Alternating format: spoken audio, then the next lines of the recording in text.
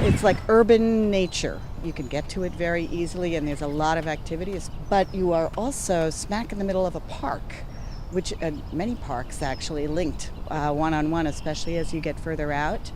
It's wonderful. It runs 2.7 miles through Arlington, accommodating millions on bike and foot for 25 years now. But the Minuteman Bikeway, connecting Bedford to Cambridge, wouldn't be here at all if it weren't for a different mode of transportation proposed by the state some 18 years earlier, an extension of the Red Line commuter train along the defunct freight and passenger railway. If it was going to come through Arlington, it had to be underground. And in August of 1974, at a redevelopment board meeting, somebody said, "What are we going to put on top?" And somebody said, "Linear Park, Bikeway." The Red Line never got any traction, but Arlington held long and tight to the Bikeway idea. Arlington's former Director of Planning and Development, Alan McLennan, recently explained how town and local state representatives had to convince the Commonwealth that bicycling was indeed a form of transportation. We had to fight to say, look, a bikeway is transportation, and we're just preserving it. A necessary step as the state owned the right-of-way, while Boston and Maine Railroad owned the land. Now, obviously, the bicycle is not going to solve everybody's problem.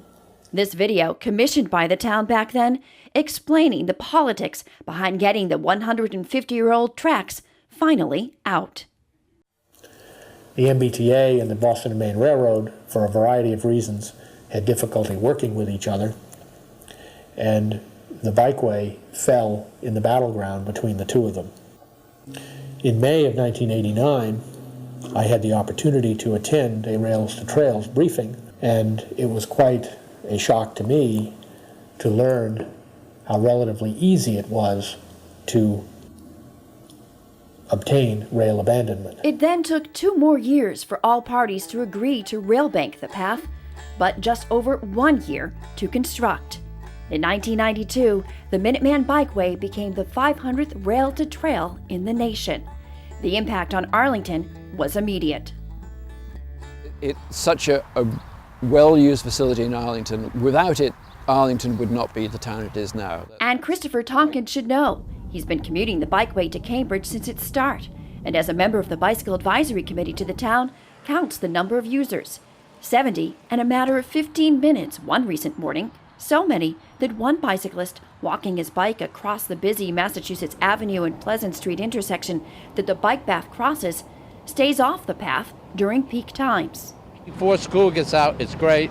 One school that gets really crowded, I tend to use it 6 to 8:30 in the morning or at night. It's convenient off and on points like this one here at Spy Pond that allow multiple users to access the bike path. And sometimes it's just one person who's using it in many ways. I mean, I use it as biker, walker, dog trainer. I bring little kids here sometimes. It's a school outing. It's an amazing place. Right now I'm using it with my husband for exercise. We're training for a 40-mile bike ride. How is it as a bikeway to train on? It's great. People are very respectful, and there are bikers going fast and pedestrians and strollers, but we find never have had a problem. And my husband actually used it to commute to Kendall Square as well. So yeah, it's very convenient. A convenience utilized even in winter. The town recently began snow plowing the bikeway for users. There have been other recent improvements as well, from new traffic signals to assist bicyclists as they travel the path across Mass Ave and Pleasant Street, to a business-sponsored bicycle toolkit for when you get in a jam. But the bikeway's main purpose of commuting and physical activity remains its core. It's very healthy for any community to have a place that is not only healthy but is secure. So everyone, young and old, get your bikes, get yourself, and use this good thing that is this pathway that people can go up and down. A call to action that many have heeded. And as Christopher Tonkin has rode the path over the years, he's noticed something else about the bikeway connection. It's also helped form human connections.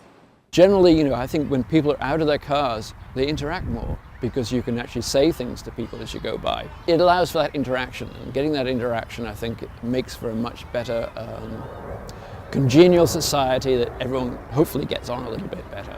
A benefit that just can't be counted. Brenda Mahoney, Arlington Public News.